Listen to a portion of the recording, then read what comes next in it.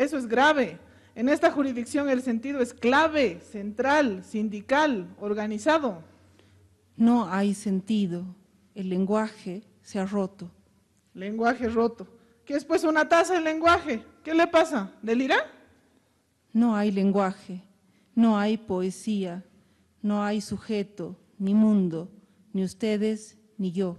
¿Es usted poeta o terrorista? Claro que existimos, ¿o qué somos Molina? Somos fantasmas nosotros.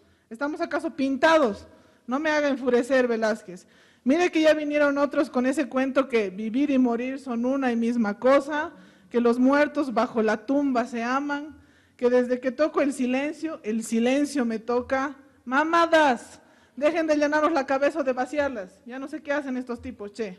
Si su poesía ya no existe, no publique, no moleste, mátese solita, ¿me oye?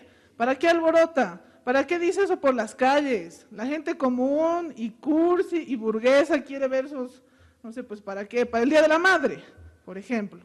Usted no puede ir por ahí diciendo que ya no versea. No hay madres, ni origen, ni tumba. Somos un lento transcurrir que solo animales presienten. Ahora también va a querer que seamos animales. Tal vez es metáfora, Capi. Estos de la Casa Montes, todos hablan enredado. No, cállese, Molina. No queda sino abdicar.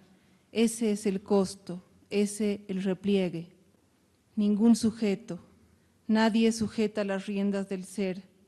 Andamos arrojados a una discontinuidad, a un puro ir muriendo que no acaba, que no cede.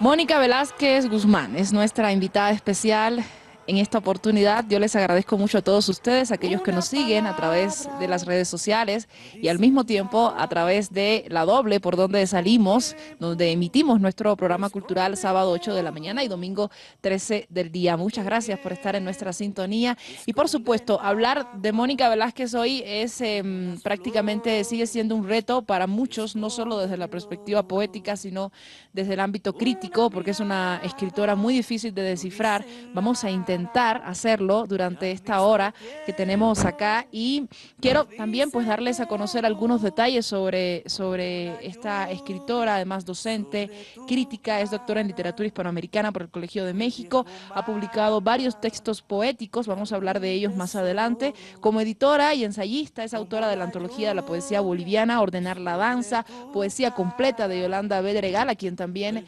evidentemente le debe un homenaje más por haber ganado el Premio Nacional de Poesía y también ha trabajado con la obra poética de Oscar Cerruto, además de otros textos de los cuales vamos a estar hablando durante los próximos minutos. Quisimos comenzar con una puesta en escena muy interesante que Mónica protagonizaba junto a dos colegas en el Espacio Patiño cuando presentaba uno de sus últimos textos y estamos también acompañados un ratito, al menos al principio, de Carlos Varela, un cantautor cubano que tiene un tema que le dedica completamente a la palabra, y es que hoy probablemente la palabra sea el eje protagónico de esta charla.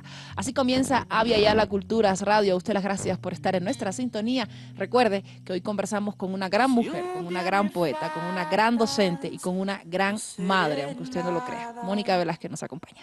Y al mismo tiempo lo seré todo, porque en tus ojos están mis alas y está la orilla. Mónica, querida, bienvenida, gracias por estar acá. Gracias a ti, Saraí, un gusto y un saludo a toda la audiencia. A ver, cuando te escuchas leer tu obra, es distinto, evidentemente, a cuando te escuchas haciéndolo. En ese momento te estabas escuchando. ¿Qué se siente escucharse leer su obra cuando uno prácticamente viene de la poesía, de la escritura, de ese lado más, más, digamos, ausente en alguna medida y al mismo tiempo tan presente en tantos espacios? Bueno, la poesía, desde que nace con la música, tiene mucho que ver con ella y va a tener que ver con el sonido siempre. Yo creo que si en general las personas tienen un desajuste con su voz, si uno hace una encuesta, a nadie le gusta su voz. Sí. Y me imagino que toda la gente de radio practica mucho para para conciliarse con su sonido.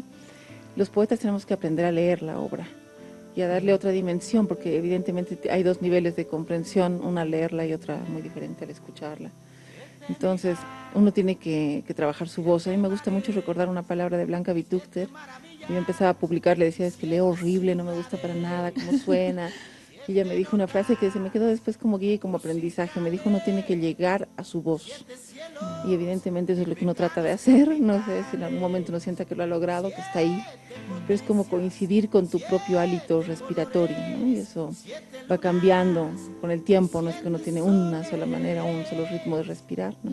Es como conciliarse. Ahora que escuchaba el libro de ya hace 2 años, claro, ya no tendría hoy, creo, esa respiración, ¿no? Entonces siempre hay algo de ajenidad y de sorpresa, pero me voy reconciliando cada vez más, un poquito más. Genial. Vamos a retroceder en el tiempo. Queremos conocer cómo Mónica llega a este momento de lucidez, yo diría, poética, escritural, desde la perspectiva también de la docencia. ¿Cómo fue la infancia de Mónica Velázquez? ¿Cómo fueron tus primeros acercamientos con la lectura y específicamente con la poesía? Bueno, yo le debo a mi mamá el tener el privilegio, como varios niños, por suerte, de haber escuchado cuentos desde muy chica. Mi mamá nos leía para dormir o en otro rato también, y era abrirse un mundo, ¿no? Evidentemente, mi niñez está poblada de los hermanos Grimm y seguramente de alguno que otro autor, y era la posibilidad de remontarse en el tiempo, en el espacio, a otras vidas, a otras historias, poder soñar. Siempre fue muy sensible a la palabra y en verdad contaba historias desde muy chica. Felizmente mis papás tuvieron la sabiduría de deslindar que mentira de mucha imaginación, y entonces me ayudaron a canalizar un poco las historias. Yo contaba historias, me acuerdo, desde antes de escribir, aprendí a escribir como para irlas asentando. Me gustaba desde muy chica hacer libritos, solo ha sobrevivido uno de esa época, hay uno que está guardado ahí de cuando tengo como 9 años. Es la historia de un libro a quien van a quemar en San Juan, en la fogata. Es una tragedia en pro de la comunidad con frío. Me gustaba armarlos, ¿no? Engramparlos, tenerlos como librito, en forma de librito. Y es una infancia muy solitaria. Yo era una niña hipercrítica con todo y bastante solitaria. Pese a que tienes hermanos, ¿no? Sí, yo creo que más bien justamente por eso, porque teniendo mi gemela, como que no necesitaba mucho socializar tampoco fuera de la casa. De muchos amigos hombres, me gustaba mucho subir árboles, yo vivía sobre los árboles, las cuevas, que entonces había en Nauquizamaña y era como una expedición. ¿Vivías en qué zona de La Paz? Desde los 8 años en Los Pinos, antes de los 8 en diferentes lugares de Miraflores. Pero era en el caso de Los Pinos, por ejemplo, una zona todavía boscosa, ¿no? Que había como que ciertos espacios verdes todavía. Nosotros además fuimos como los que inauguraron el barrio, entonces no había ni movilidad. Era como vivir un poco en las afueras casi, ¿no? Claro, qué bien. Y después ya fuiste más al ámbito urbano, digamos, más...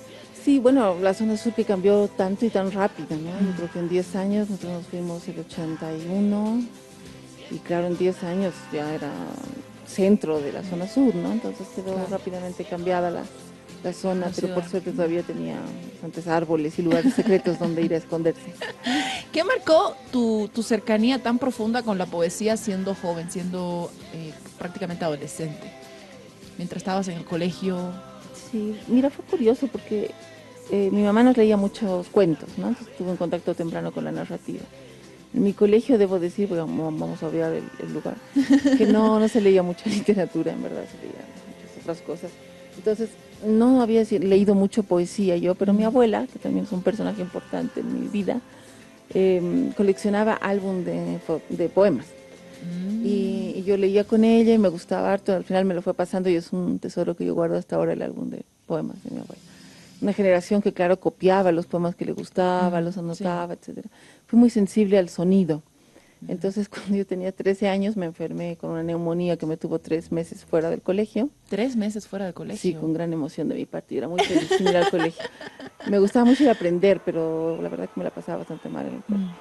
Entonces, esos 3 meses apareció la poesía. Empecé a escribir muchos poemas. Empezaste a escribir poemas. Sí. Ya no era solamente la lectura de la abuela. Más bien dejé las historias, dejé la narrativa y ahí quedó.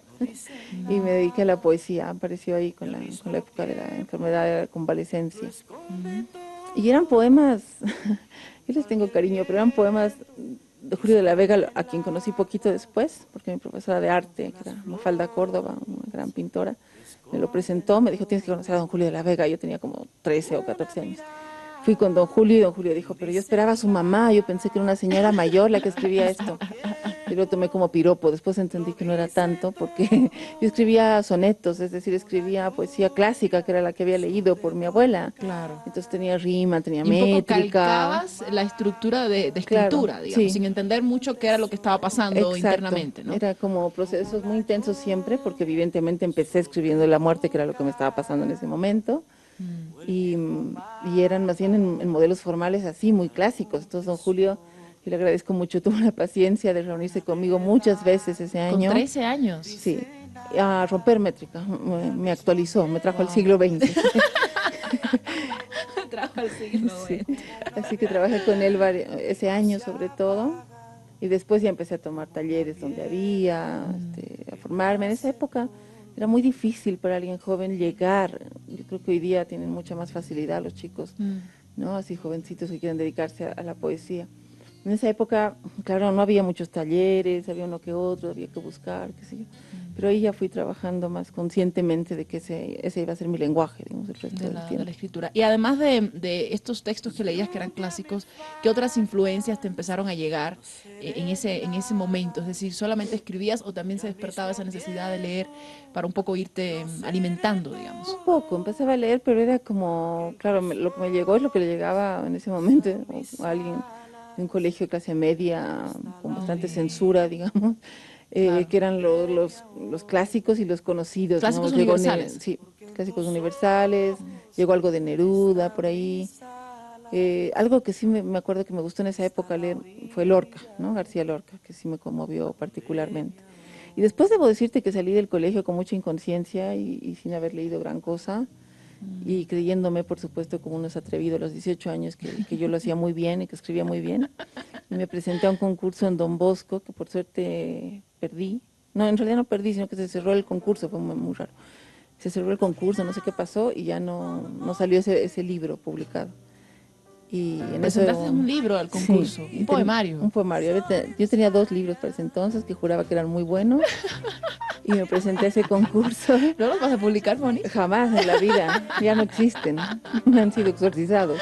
¿Por qué? ¿Qué han hecho los Después pobres? te voy a contar eso cuando hablemos un poco de la obra completa de la gente. Por suerte no salieron esos libros, yo entré a la literatura, a la carrera, y hubo un concurso, entonces claro, yo presenté el otro libro que tenía, muy confiada, y perdí, y eso fue como una herida narcisista. Entonces fui con el jurado y dije, quiero saber por qué perdí. Y 2 miembros del jurado en verdad no me dieron mayor explicación, pero una persona fue muy dura y me dijo, toda esta poesía que he escrito es una cursilada total, es un lugar común, no tiene lenguaje, no tiene originalidad, anda a trabajar.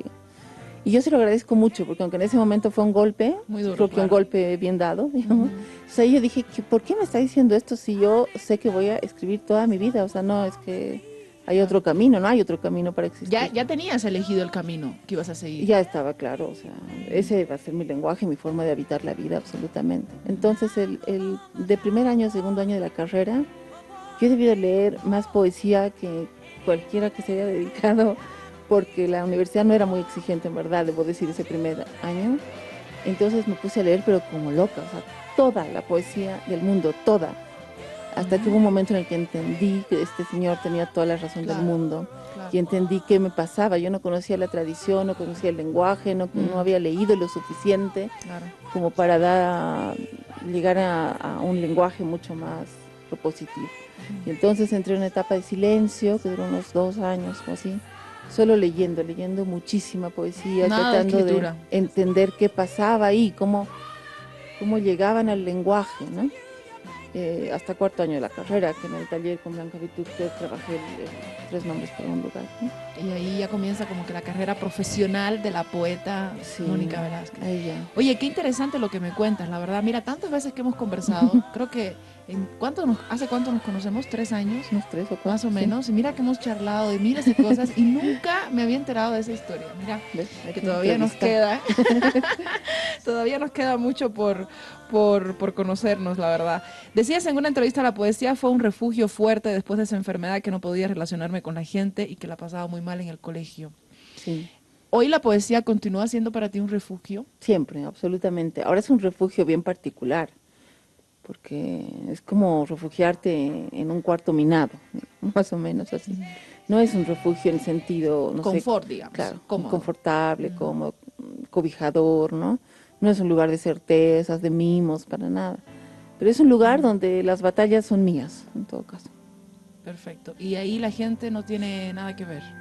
No, ¿Te no. alimentas de algo de ellos para esta batalla, para este cuarto solo tuyo? Sí, me alimento porque trabajo mucho voces, ¿no? Es un tema que me interesa mucho en la poesía. Entonces siempre suelo estar como con mucha atención al lenguaje de los otros, a cómo aparecen o desaparecen en lo que dicen o en lo que callan. Entonces cuando me retiro generalmente estoy con muchas voces en la cabeza, tratando de darle salida y lugar y armando conversaciones posibles. Excelente, muy bien. Terminando esta primera etapa, ya hemos pasado hasta los 18 años, vamos a ubicarnos, Mónica, 18 años. Vamos a hacer la primera pausa y ya a la vuelta quiero que comencemos hablando sobre los temas. ¿Cuáles son aquellos temas que te inquietan, más allá de los textos, que evidentemente identifican, bueno, representan una parte específica de tu vida y de tu carrera, pero quisiera que comencemos por temas y ahí nos vas a ir enlazando con los textos, ¿te parece? Muy bien. Genial. Hacemos nuestra primera pausa. Recuerde usted que está escuchando Avia Yala Culturas Radio a través de La Doble y que hoy conversamos con una gran mujer, con una gran poeta. Mónica Velázquez nos acompaña en estudio. Hacemos la primera pausa y a la vuelta estamos con más. Seguimos hablando de poesía. Ya volvemos. Por la duda de la sombrilla, porque es que yo descubrí que el tiempo no fue más que un cobarde. Seguimos con más acá en La Doble. A usted las gracias por escucharnos. Si nos escucha sábado 8 de la mañana, muy buenos días. Si nos escucha domingo 13 horas, muy buenas tardes. Usted está enlazado con el programa Avia Yala Culturas Radio a través de La Doble. Y por supuesto, hablando con Mónica Velázquez sobre temas específicamente poéticos, cómo se iniciaba. Yo le comentaba al final del bloque anterior que en esta oportunidad, bueno, queremos hablar un poco sobre aquellos temas, aquellos ejes que mueven la poesía de Mónica, y creo que ya lo mencionabas al principio, decías que era importante para ti el tema de la muerte. ¿Es uno de los temas así fundamentales en tu obra? Es recurrente. Me acuerdo algún momento cuando iba como por cuarto libro, así algún amigo me comentó, ¿pero por qué tanta muerte, tanta presencia? Bueno, yo he estado al borde de la muerte muchas veces. ¿Cuántas veces, Moni? A ver, vamos a repasar. Tenemos 7 vidas, según Carlos Varela en la canción. Debemos llevar unas 5 ya, yo creo que ya quedan pocas. Me he enfermado muchas veces y de cosas así como un poco graves. Entonces la vivencia de la muerte ha estado muy, muy fuerte. No es para mí un tema en el sentido, no sé, pues que no se siente y se quiera hacer el poeta maldito y hablar de la oscuridad. Digamos. Ha sido profundamente vivencial. El que yo, bueno, de más chica estuvimos igual un poco enfermas con mi hermana, pero esa no la recuerdo. Y la de la neumonía, que fue muy consciente en un momento además muy, muy intenso, ¿no? De la adolescencia. Mi hermano y todos los demás adolescentes andaban descubriendo el amor y a mí me llegó la experiencia de la muerte antes. Y eso fue muy fuerte. O sea, después de volver al colegio, después de 3 meses fuera, yo quería entender por qué nos moríamos, qué nos pasaba, qué le pasaba al cuerpo cuando moría. Entonces eran preguntas que en ese momento en un colegio con el que yo estaba, con puras mujeres y compañeras que más bien andaban tratando de fugarse de las monjas y enamorarse un poco, era una antípoda absoluta, no tenía con quién hablar. Y entonces fue la época en la que empecé a tener amigos mucho mayores que yo. Después se va a volver un signo en mi vida. Tengo amigos y amores mayores que yo. Porque yo necesitaba a alguien con quien poder hablar de estas densidades, digamos, y de este tabú. Y ahí me di cuenta que para la gente la muerte era un tabú y era un problema.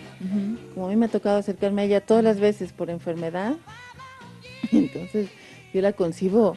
¿Viste un día que tienes un día horroroso, pero horroroso? Te peleas con todo el mundo, te toca tráfico, calor, qué sé yo. Llegas a tu casa, no has comido, no has nada. Te echas y dices así, me voy a echar en mi camita. Eso es para mí, o sea, un profundo alivio. Porque me ha tocado vivirla desde el extremo dolor. Un profundo alivio. Yo me lo imagino como una siesta deseada, así, absolutamente deliciosa.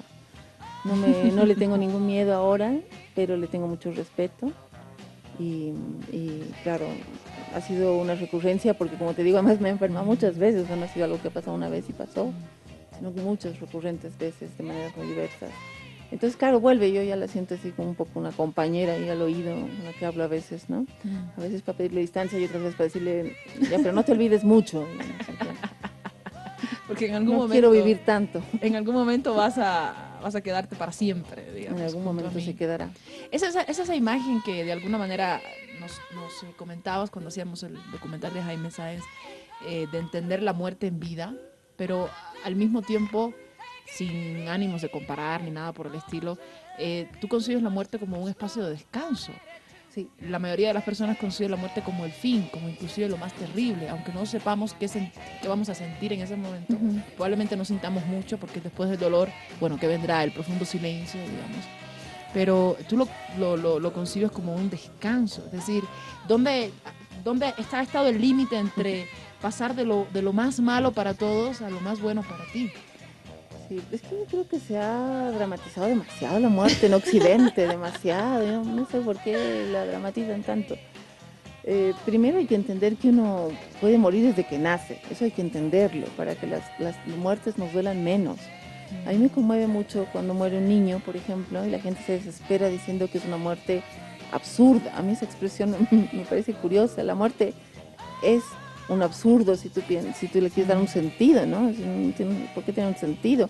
Es nuestra caducidad como materia y como paso por este mundo y así es. Entonces me parece que no aceptar eso nos trae mucho dolor y yo creo que hay que aceptarlo con la absoluta naturalidad de que esa es nuestra condición, no hay ninguna otra. Y dejarle de dar muchas vueltas y mucha película hollywoodense al asunto, ¿no? Porque en verdad yo creo que lo único que sabemos es que vamos a cambiar de estado y quedaremos seguramente sin cuerpo y lo demás es un profundo misterio. Y yo como artista no tengo ningún miedo con el misterio, más bien me atrae bastante. Entonces me parece regio entrar y rendirte así como cuando uno entra al agua, así rendirte y ver dónde te llevará la muerte, no sabemos. Tiene que ver con la capacidad también de aceptación. Tú te Yo has creo que aceptado sí. como eres, con tus procesos de enfermedades, con tus momentos de casi muerte. Sí. Te has aceptado, no estás en bronca con la vida No. porque te ha puesto en esa posición. No, para nada. Creo que la vida puede ser una instancia más bien pesarosa si uno la vive también con mucho requisito, con mucho deber ser, con mucha... Una de las ventajas de tener la muerte cerca es que uno vive con un poquito menos de expectativa, un poquito más humildad, pero también con mucha intensidad, que eso Claro. también para mí fue una marca absoluta, o sea, saber que no tienes todo el tiempo para las cosas, entonces mejor las vas haciendo ya. Tengo un amigo que siempre me dice que vivo apurada y un poco es cierto, a veces hago muchas cosas porque siento que la cosa se puede interrumpir en cualquier momento y que no hay para qué postergar lo que uno quiere hacer. Claro. En ese sentido, ¿qué papel juega la ausencia y cierta mutilación en tu obra? ¿Como mutilación? Yo siento que cuando leo algún que otro poema, que la verdad me cuesta mucho trabajo leerlo, quizás la mutilada soy yo, pero yo siento que cuesta, digamos, es como que el cuerpo que habla está como que le falta algo. Ya. Es un cuerpo que está incompleto. Quizás no es porque la hayan mutilado, quizás es porque de naturaleza se siente incompleto o necesita otros espacios para ser llenados. En esa medida también, digo yo, bueno, hay cierta ausencia en la obra de Mónica. ¿De dónde surge ello? ¿Es un tema que viene de lo personal o es un tema que parte de la búsqueda, de inclusive camino a la muerte?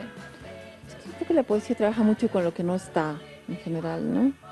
Se puede llamar ausencia, se puede llamar falta, vacío, borde. Creo que la poesía, en ese sentido, como no tiene angustia de completitud, yo creo que es una forma maravillosa de vivir, por eso lo incompleto. Tienes angustia de sentidos acabados, de verdades, de finalidades.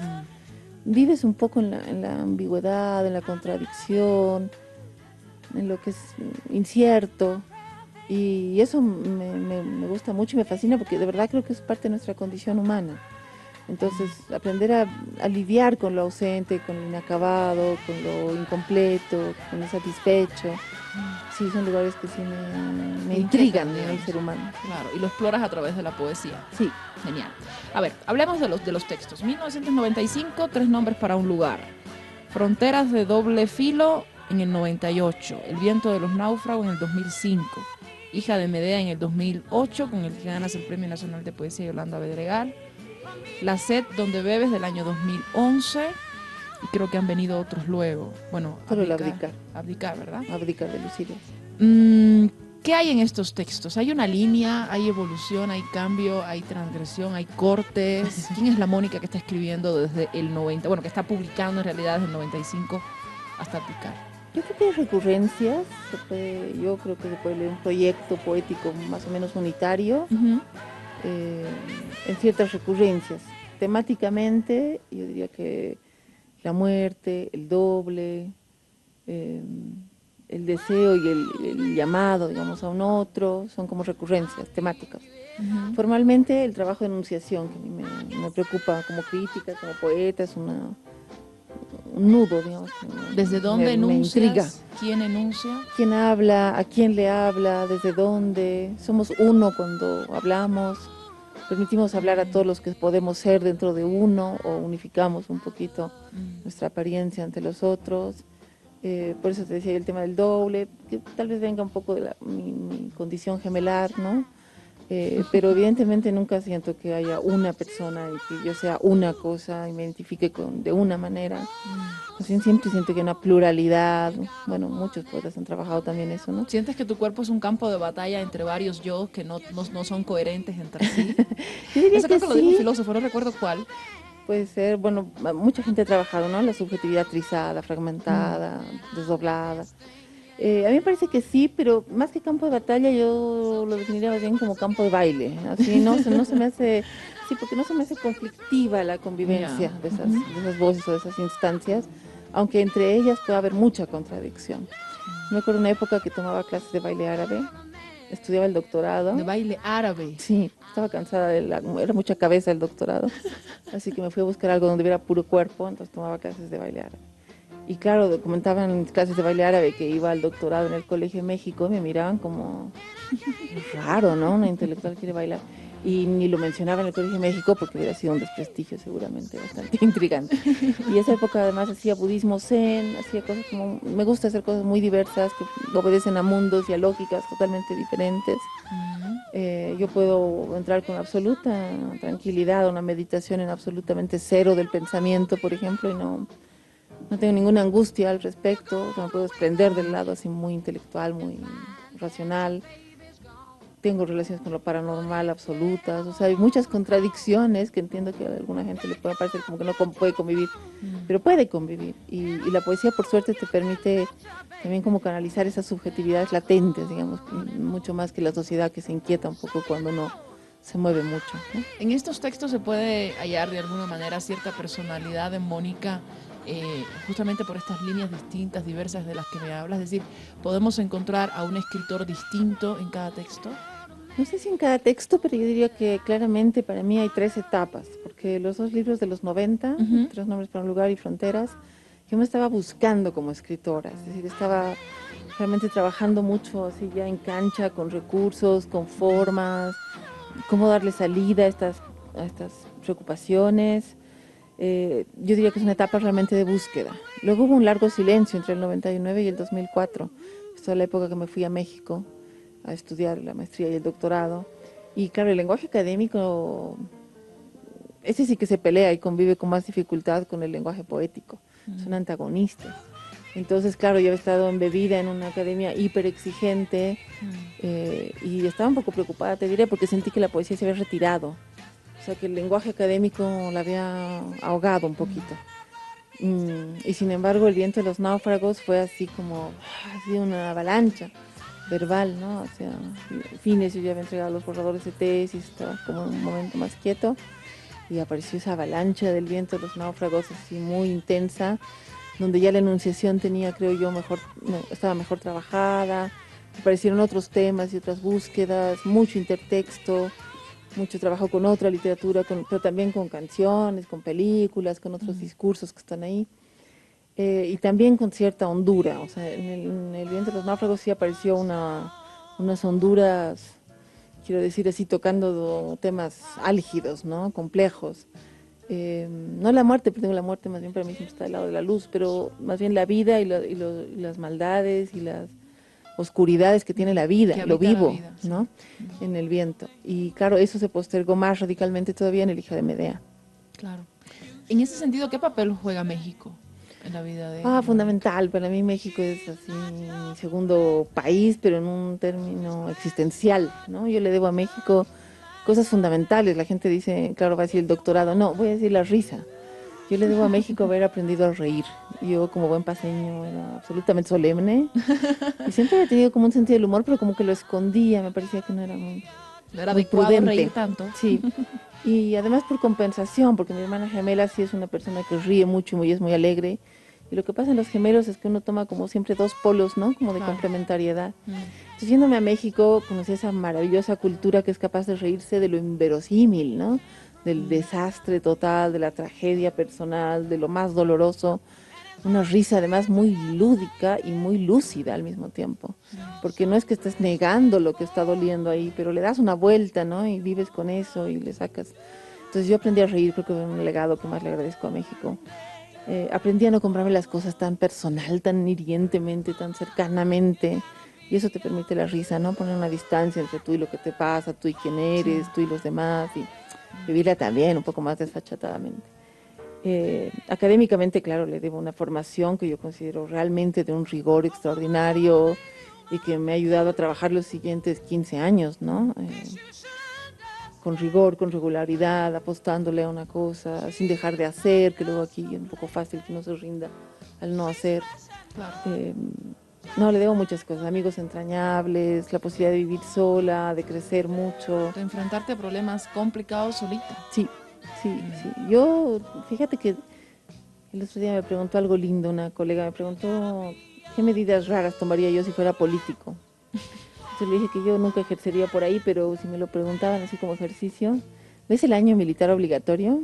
Yo pondría el año de soledad obligatoria. O sea, que la gente tenga que vivir sola, pagar sus cuentitas, hacer su comida, resolver sus líos internos, ver sus fallas, y después vivir, convivir, lo que fuera, con el resto de la humanidad. Yo creo que creceríamos mucho, de verdad. Nuestras sociedades, Realizándonos, ¿no? nuestras sociedades latinoamericanas son muy infantilizadoras de alguna manera, porque nos postergan la niñez y la adolescencia. Sí. Y claro, hay que crecer un poco solas también. Y los últimos dos libros, La sed donde bebes, que también hay mucho tiempo de diferencia entre los otros Eso es otra dos. cosa, ¿no? Sí, los otros dos son otra cosa, son un trabajo ya más en el puro lenguaje. Decidí un poco que me pude soltar también de lo que uno quiere decir, ¿no? Así de la demanda, un poco de la palabra, y pude entrar en el puro lenguaje. Entonces, igual ahí yo creo que la sed donde bebes es más experimental, y siento que el abdicar para mí fue un llegar bien pesaroso, porque en el abdicar, a ver cómo lo explico, porque puede sonar muy pesado muy... el abdicar, ¿no? Sí. Es muy pesado, es muy denso. Es denso Enfrentarse- porque aparecen otra vez las grandes densidades de la vida, ¿no? Pero para mí lo que lo hace denso es que lo que me pasó cuando lo escribí es que el lenguaje se me rompió, no sé cómo explicarlo. Se me hizo, o sea, lo único que no se había roto nunca, digamos, o sea, Ajá. todo te podía fallar en la vida, pero el lenguaje te daba salidas y te daba ¿El elaboraciones. lenguaje en qué sentido? En el sentido de saber utilizar qué tipo de palabras, decir, qué tono, qué color le vas a dar a la escritura al romper las estructuras, romper los Sí, un conceptos. poco, digamos, estructura, porque sintácticamente hay un montón de quiebres en el abdicar. Ujú. Pero a nivel de sonido, a nivel de sentido, es decir, me parece que estaba viviendo ahora sí en primera persona lo que yo había visto mucho en Vallejo o en Pessoa, que son escritores que tú notas, en Pizarnik, que se les rompió el lenguaje, o sea que el lenguaje de pronto ya no sostiene lo que quieres decir. Ujú. Y entonces lo que quieres decir ya no importa, digamos, porque en realidad lo que se te ha roto es la red. Es como si un día despertaras, no sé, con una afasia, ¿no? Es decir, una cosa así muy, muy compleja. Y yo sentí que, claro, después entendí que había que pasar por ahí, que es un tránsito un poco doloroso, pero los últimos poemas son para mí una reconciliación muy profunda, espiritual, que está en un lado que yo no desdeño, sino que fomento. Y se recompuso desde el misterio, o sea, desde el rendirte y dejar de querer controlar el lenguaje, sino rendirte a él, o sea, dejarte llevar también. Y yo creo que tal vez por eso la muerte no me es pesarosa, porque yo creo que en la poesía no te queda otra que entregarte. O sea, si tú agarras al lenguaje y lo quieres controlar y dominar, te va a salir una comunicación, ¿viste? Te va a salir, no sé, un telegrama, no sé, te va a salir un... Claro. Pero no un poema. Entonces, en el abdicar toqué un límite. Yo estoy muy intrigada con lo que va a venir, porque hasta ahora ha habido un periodo ya de 2 años de mucho silencio, periodos complejos también vitalmente y existencialmente. Entonces, pues a ver qué saldrá, no sé, todavía Pero ya algo se tienes en está... mente por ahí. Veo fantasmas, pero todavía no, nadie quiere dar la cara. Vamos a ver qué aparece, qué lenguaje será el nuevo. Me encanta lo que te refieres a esa otra, ese otro, no puedo decir sujeto, no puedo decir ser, no puedo decir viviente, tengo que decir a ese otro que está por ahí rondando como si fuese tu amigo, ¿no? Ronda, hay que afinar oído, ver si quiere hablar.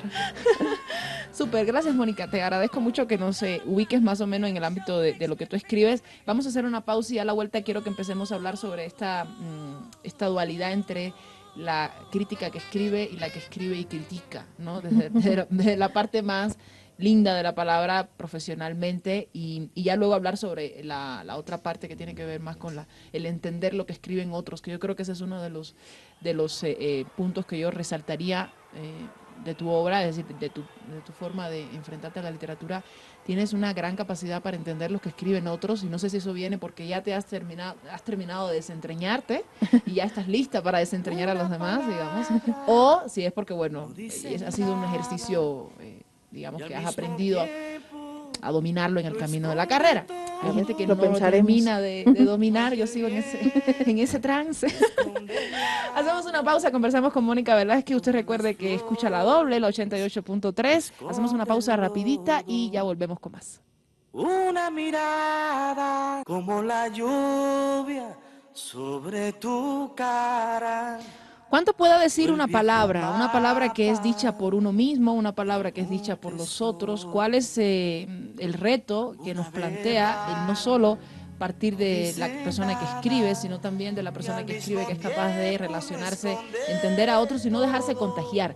Yo recuerdo que en las clases de Mónica en la maestría de literatura en la UNSA siempre nos decía, no se dejen contagiar con sus autores, con los autores que analizan, porque es bien fácil pues contagiarse de aquel que uno admira, que uno siempre lee. ¿Cómo Mónica Velázquez ha logrado no contagiarse de tantos? ¿O te has contagiado y yo no me he enterado y te estoy salvando de la culpabilidad? Debe haber contagios, seguramente. A uno le cuesta ver, claro, con voces de quién está hablando. A veces uno lo ubica más en terapia que en la lectura de la poesía. Cuando yo entré a la carrera, sufrí la frustración de varios alumnos, o sea que comparto con varios alumnos, porque yo pensé que era más para escritores y evidentemente me di cuenta que iba para críticos. Pero como yo estaba empeñada en ese año que te cuento, así, esos 2-3 años de absoluta lectura de poesía, me pareció, o sea, descubrí lo que para mí fue una maravilla, porque la crítica, la academia y la poesía, como te decía yo, a nivel de lenguaje son antípodas, y a nivel de posición frente a la vida un poco también, porque el lugar de la academia es un poco el del que cree saber, ¿no? Y el del poeta es el del que sabe que nunca va a saber nada. Entonces, yo empecé a vivir como una serie de problemas medio esquizofrénicos, o sea, realmente me sentía muy mal, no sabía si cuál de los dos lados, en fin. Pero esos 2 años de mucha lectura poética, empecé a darme cuenta que la crítica iba a ser, por lo menos para mí, no sé si lo es para el resto de críticos, que también son artistas, que iba a ser mi zona de poder dar respuesta, de poder hablar con los que yo leía. Entonces me pareció maravilloso. De un lado, como poeta necesitaba interlocutores y necesitaba amigos, cómplices de la misma tribu. Sí. Y desde el lado crítico podía empezar a contestarles. Y desde el lado crítico les podía empezar a leer algo así como el backstage, digamos, les podría leer el escritorio, les podía leer lo que no estaba dicho, sino lo que estaba detrás de eso dicho. Y eso me ayudaba a crecer como poeta. Entonces pude como conciliar un poco las dos cosas. Y me dediqué con gran alegría, muy joven en verdad, a hacer muchas reseñas de libros. Ahora lo estoy rescatando, tengo una primicia ahí, estoy rescatando todas las reseñas que he escrito. Para publicarlo de forma conjunta. En estos años, Genial. Sí, quiero armar un libro de lecturas y justo estaba recopilando la de los 90, que estaba toda en periódico, ¿no? Más bien entre las grandes habilidades de mi hermana gemela está hacer una veloz mecanógrafa, y me está ayudando a transcribir mira, todo. Qué bien. Porque yo no tuve computadora hasta que volví de México, entonces toda la época de los 90 escribía primero en máquina de escribir mucho tiempo y después me prestaba máquinas o escribía un poco al pasar. Que es muy romántica la máquina de escribir. Sí, dicho por sea de supuesto. paso. No es muy amable en el sonido, pero puede ser muy romántica. Es muy romántica, no menos la fotografía de Claro. tú frente a tu máquina de escribir Claro. es romántica. Un día la buscamos esa.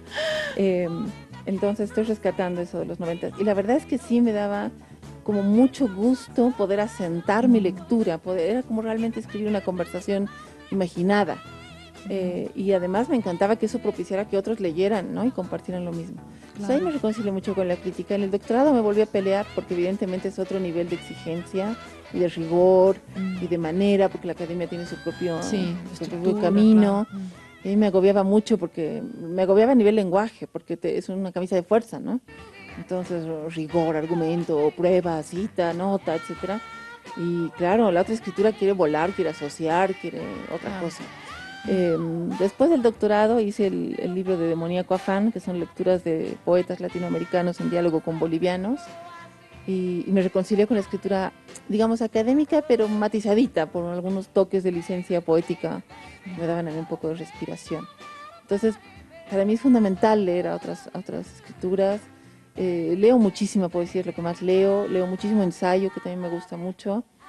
He escrito también algunas cosas sobre novelistas y cuentistas, menos, la verdad, un poco porque me toman, y ya entre poesía y ensayo ya tengo como medio mundo para leer y uno tiene un solo cuerpo que se puede hacer. Pero me interesa mucho escribir sobre los demás. Creo que además es un acto de generosidad y de deuda que uno le debe, ¿no? Claro, y de reconocimiento, porque dedicarle tu tiempo a otro ser pensante que está buscando también seguramente su camino es como que un acto digamos, de cariño. Yo lo siento como un acto profundamente cariñoso, aún en las críticas, que he hecho pocas, pero he hecho algunas, en las críticas, es que no me gusta decir negativas, como dice la gente, pero la crítica más no es negativa. Constructivas, digamos. Sí, o sea, marcándole el paso a alguien y diciendo, mire, narrador, usted nos ha entregado 5 novelas maravillosas, no le voy a perdonar esta sexta, me parece un descuido, digamos. Y argumentalmente le muestro por qué y desde dónde le estoy leyendo y usted me podrá contestar, ¿no? Aquí no hay mucho diálogo, ¿no?, entre la crítica y los autores. Hay otros lugares donde los autores contestan, escriben. Que empezar por dónde está la crítica. Bueno, es que aquí tenemos yo creo que un temazo así digno de antropología cultural respecto a la crítica. ¿Qué nos pasa como sí, nos cuesta. Ahí va mi segunda pregunta. Hoy, por ejemplo, en el ámbito del teatro, dice Dubati en alguna de sus conferencias, lo interesante de hoy, el teatro, por ejemplo, latinoamericano, es que se está ajustando la teoría sobre la base de lo que pasa en el teatro. Ya no se parte de la teoría para analizar lo que sucede en puesta en escena, es decir, hay como que una inversión de análisis. Ello tomando en cuenta también que la mayoría de los actores o de los grandes escritores en el ámbito de la dramaturgia son también críticos. No sé, el caso de Cartoon, por ejemplo, que yo siempre lo menciono porque lo amo a Cartoon. Es un gran escritor de teatro y al mismo tiempo es un gran crítico, es decir, piensa sobre la obra que hace. Hoy, en el caso tuyo, por ejemplo, es lo mismo, tú piensas y al mismo tiempo eres capaz de crear.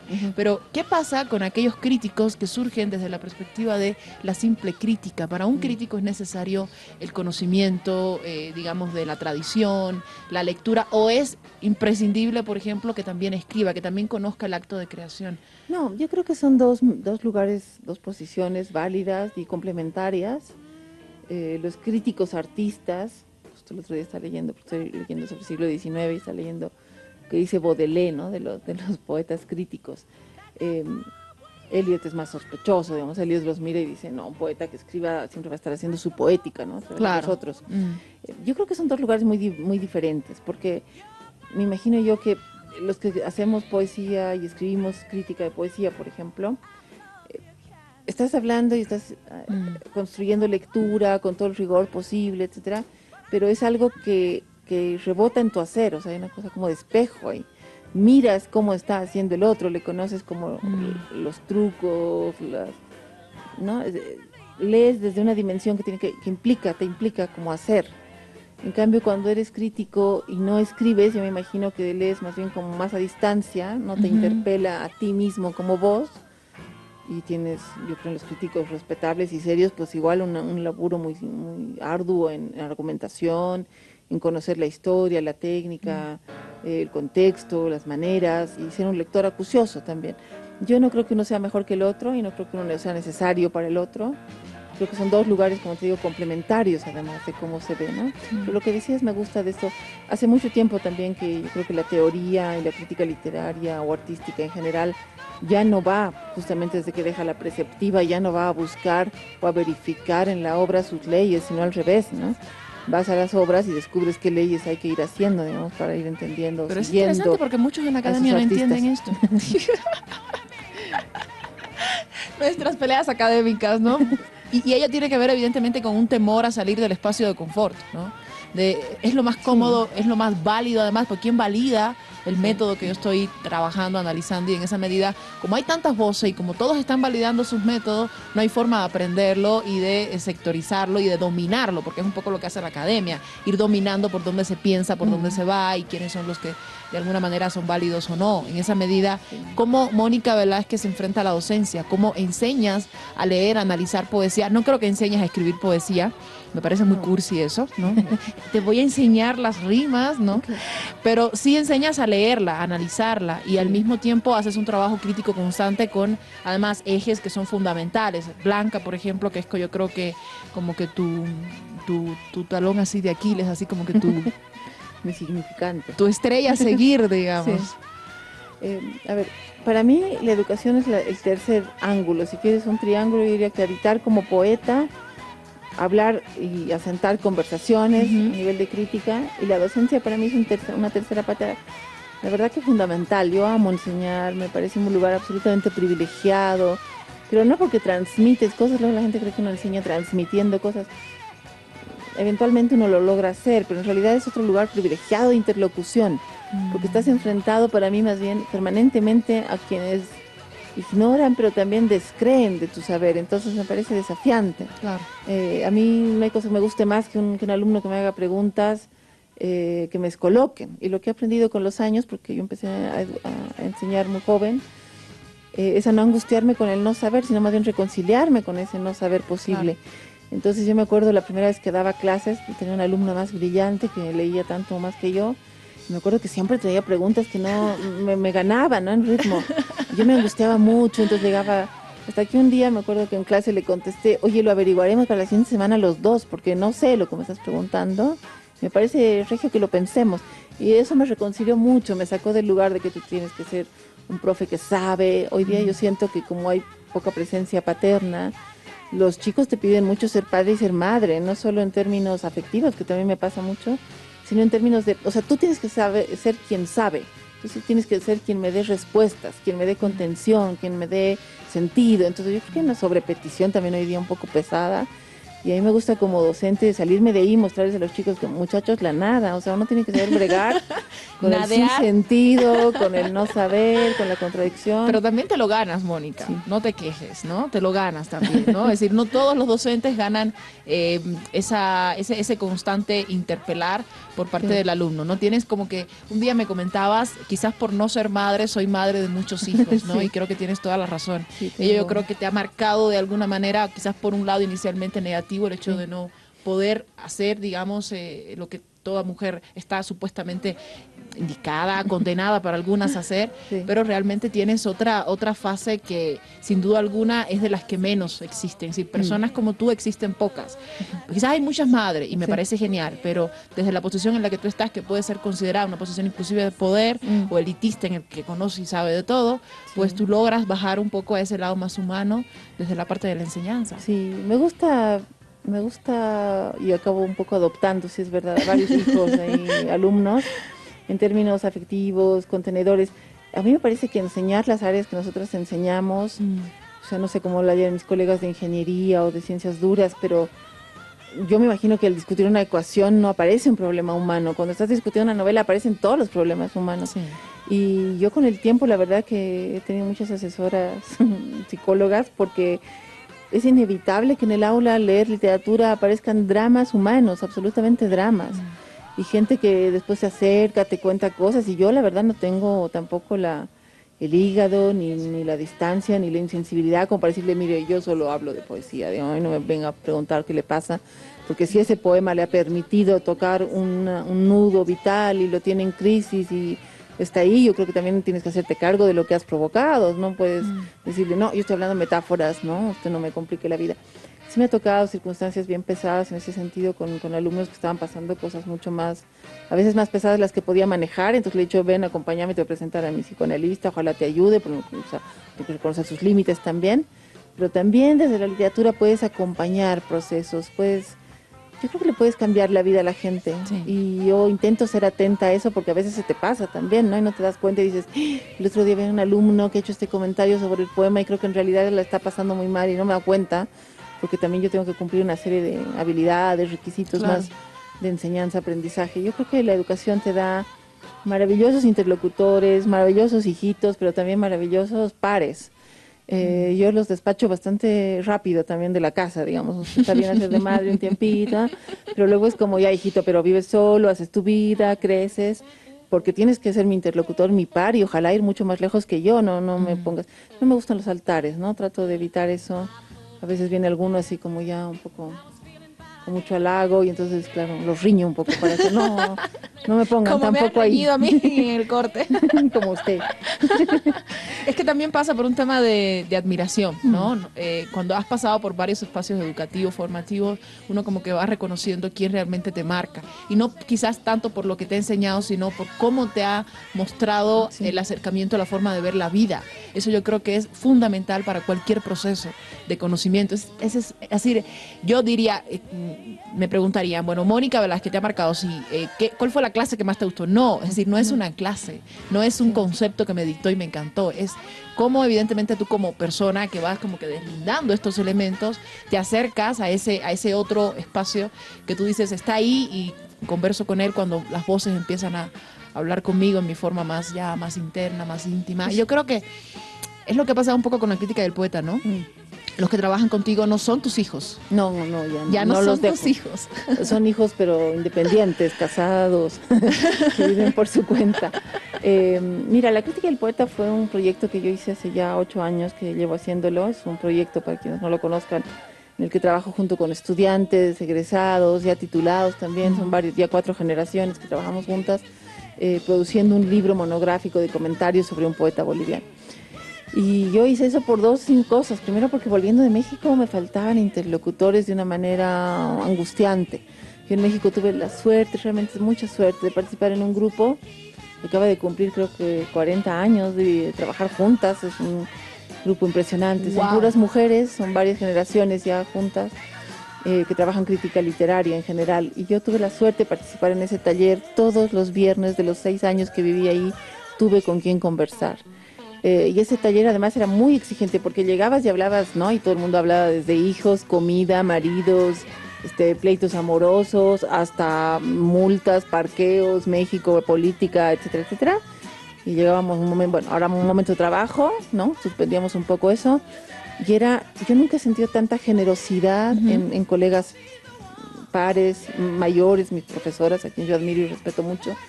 ¿Sabes? Con la generosidad de ayudarte a que lo que estás pensando vaya más lejos.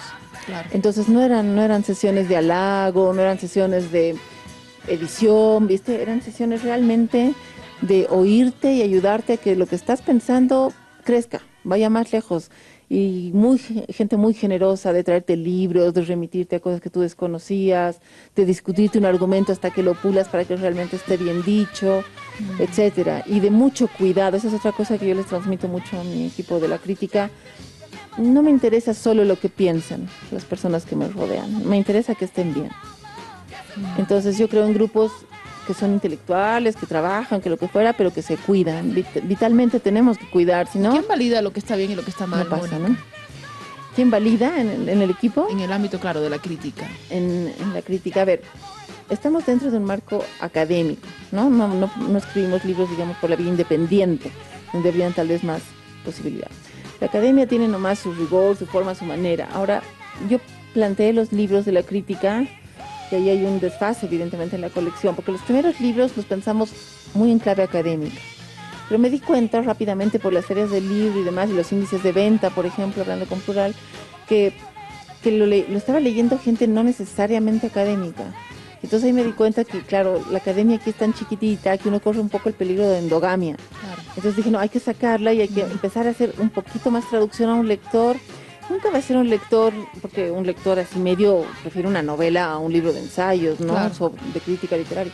Pero un lector medio que de pronto quiera entender mejor o visitar más a un poeta y diga, a ver, he visto que hay un libro sobre, tal vez estas voces me ayudan a entender mejor o a charlar o a saber, no sé, por qué Sáenz habla tanto de la muerte o por qué Vitute tiene estas voces desprendidas de lo femenino o lo que fuera. Entonces ahí la verdad es que la colección fue cambiando un poquito de tono, fuimos siendo como creo un poco más amables con el lector medio y tratando de no enfocar la colección solo a estudiantes de la carrera, que era un público además bastante pequeño, ¿no? Claro, y selecto. ¿Cuántos tienen hasta ahora? ¿Cuántos títulos?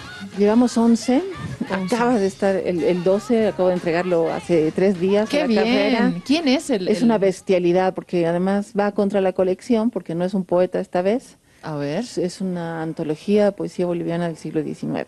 ¡Wow! Yo tuve mucha intriga siempre con saber qué pasaba con la poesía bien. boliviana del XIX, que no la había visto ahí por ninguna parte. Había un libro como el de Gabriel René Moreno en el que habla de 7 poetas, pero básicamente les da palo a 6. Entonces uno se quedaba pensando, ¿habrán habido grandes poetas o no? ¿Qué pasaría en el 19? Te llegaban solo la colita del 19, Sí. ¿no? Adela Zamudio, Franz Tamayo, Jaime Freire, pero nada anterior. Hemos hecho un trabajo de 3 años, bastante riguroso, creo yo, de recopilar ¿Con el mismo equipo? con el mismo equipo. Hemos encontrado, yo creo que maravillas, cosas que me tienen a mí muy feliz. ¡Qué bien! Así que este sí que es un socotroco muy decimonónico, así de como 600 páginas, muy indecente en su extensión, pero yo creo que es ponerle al día, ponerle a la mano al lector del siglo XXI qué pasó en el siglo XIX, y me parece lindo hacer ese puente. ¡Qué bien, qué bien! Claro, es un poco digamos, llenar ese vacío de alguna manera para repensar lo que está pasando hoy, y justo para ello va mi próxima pregunta. ¿Qué pasa con aquellos poetas que no han pasado por la academia y que están escribiendo de forma mucho más independiente, que sienten que son transgresores en la medida en que ya son reconocidos como poeta? Porque eso es otra pregunta: ¿quién es poeta? ¿No? ¿Quién se define o a quién lo definimos como poeta? Pero hay muchos círculos hoy poéticos que se encuentran y que hablan inclusive desde un yo muy problemático, desde una personalidad de autoafirmación o necesidad de autoafirmarme, porque la sociedad evidentemente me aísla. Dígase los grupos más, digamos, segregados, como LGB u otros espacios en los que sienten que a través de la poesía, por ejemplo, pueden comunicarse un poco. ¿Qué pasa con este otro sector que no tiene que ver con la academia? A ver, cerraremos un poquito porque no te había contestado algo anterior y que tiene mucho que ver con esto, que es quién legitima. A ver, no hay una instancia que le diga a un poeta, eres poeta. O sea, porque justamente la poesía no es una profesión, no es como cuando un médico eligió ser médico, no sé. O sea, un poeta generalmente lo es, y lo es bastante precozmente, ¿no? Son raros los casos en que no descubren hasta muy tarde que tenían esa beta, y cuando la descubrieron que siempre estuvo ahí, en verdad, ¿no? Es un poco, es cuando uno descubre lo que es, digamos. En ese sentido hay mucha analogía con un proceso de descubrirte homosexual, me imagino. Es decir, no es algo que un día ni decidas ni aparezca. Un día te das cuenta que siempre fuiste eso, ¿no? En el arte yo creo que pasa algo parecido, te das cuenta que lo eres. Ahora, cuando a mí vienen varios alumnos que vienen y me dicen, ay, me leyó no sé quién y me dijo que era pésimo y yo lo odié porque me castró, yo siempre les cuento lo que te acabo de contar. A mí me dijeron, cursi, sin sentido, mal hecho, vaya a trabajar. Y trabajé porque no iba a hacer otra cosa. O sea, no puedes darle tú el poder de legitimar lo que eres, no lo que haces, lo que eres a otro. O sea, eso es absolutamente autónomo. Entonces, es una irresponsabilidad y una excusa eso de andar por la vida diciendo, a mí me castraron porque me tocó un profesor que me dijo que mi música era fea. Yo creo que eso es un problema, o no era tu camino nomás. En esa medida yo creo que ¿quién se legitima como poeta? Pues uno, con el rigor que tiene uno de verse, pero en esa perspectiva, digamos, que yo te cuento que me pasó muy clara. O sea, fue como, lee a los demás, ve si tu voz calza o no calza. Y entonces descubrí, dije, pues tiene toda la razón este señor, lo que hago es una cursilada, tiene toda la razón, porque la poesía ya trabaja mucho lo que yo estoy haciendo y yo estoy hablando un lenguaje muy pobre. Entonces la autocrítica es de verdad, yo creo, el verdadero legitimador. Y sobre eso están diferentes modos, ¿no? Te legitima el mercado, por ejemplo. Hay autores que son muy vendidos, que no necesariamente coinciden con los que la academia legitima porque tiene otra agenda.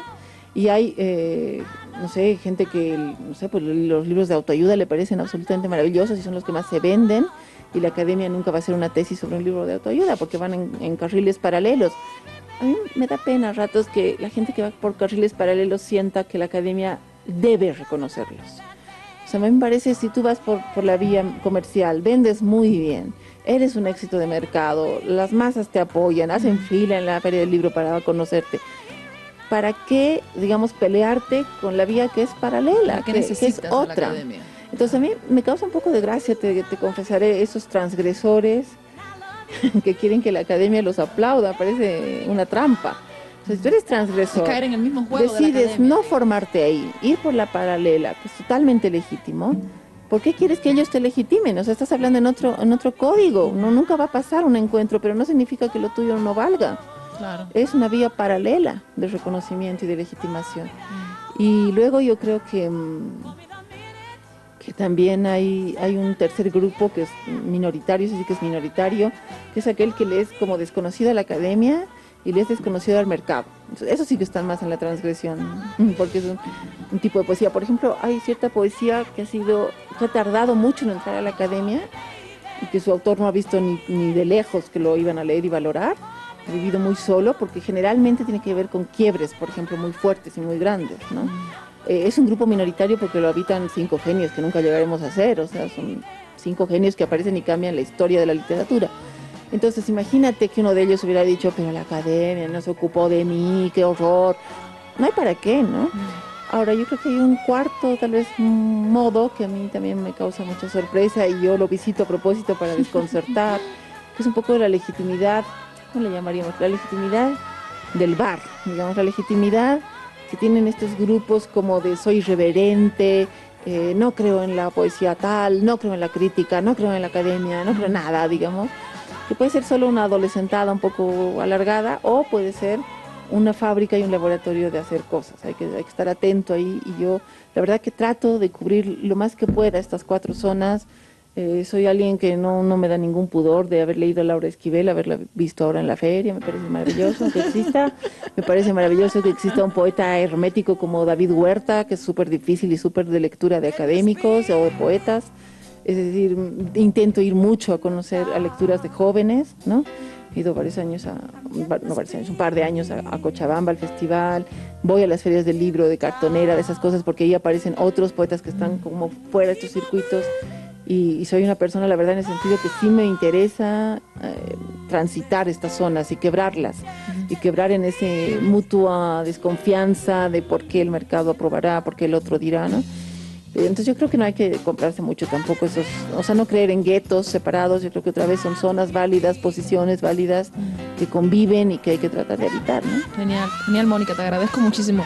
El tiempo se me acaba, así es que en la próxima entrevista hablamos de la poesía boliviana de hoy, que ya no me da tiempo. Nos quedará en pendiente. Sí, nos queda pendiente el hay tema. mucha y muy buena. Pero esperaremos pues que salga la antología y yo creo que con eso podríamos dialogar mejor, porque como que ya podríamos trazar un recorrido de lo que se ha empezado hasta hoy, digamos, sería genial. Ojalá. Pero eso en el programa de Culturas en vivo, por ahí en la televisión. Muy bien. Gracias, Cuando Mónica, quieras, te agradezco un gusto. montón. Sabes que te admiro, que eres mi segunda madre y es un gusto tenerte. Un gusto a ti, Saraí, y un saludo a todos. Ahí está la presencia en nuestro programa de Mónica Velázquez. Realmente hay cosas que no pueden ser comentadas porque ya se consumen en sí misma, y yo creo que evidentemente el reto de todos aquellos que aman la poesía y que también escriben o se convierten en críticos o en interlocutores con lo que hoy se hace acá en Bolivia u de otros países, el reto siempre va a estar en leer, en acercarse a la poesía, porque es muy fácil hablar desde afuera, pero no leerla, acercarse a ella, enfrentarse a Mónica, no entendí este poema, me has dejado en el aire, ¿no? Creo que es una experiencia que evidentemente es necesaria para pues entender lo que hoy se hace. Le agradezco a usted por habernos escuchado, por habernos visto a través de las redes sociales. Recuerde que el próximo fin de semana estaremos con más, sábado 8 de la mañana, domingo 13 horas, y por supuesto le agradecemos también que nos siga a través de nuestras redes sociales. Nos vamos y lo hacemos ya después de haber terminado de hablar de la palabra. Nos vamos con Aretha Franklin, nuestro homenaje, bueno, el homenaje en realidad de la invitada, porque ella, si bien hoy está habitando la muerte, creo que seguirá viva por muchos largos años, sin duda, una grande, la reina del sur. Gracias por habernos acompañado, hasta la próxima, soy Saraí Amorós y le mando un gran abrazo, pase una excelente semana.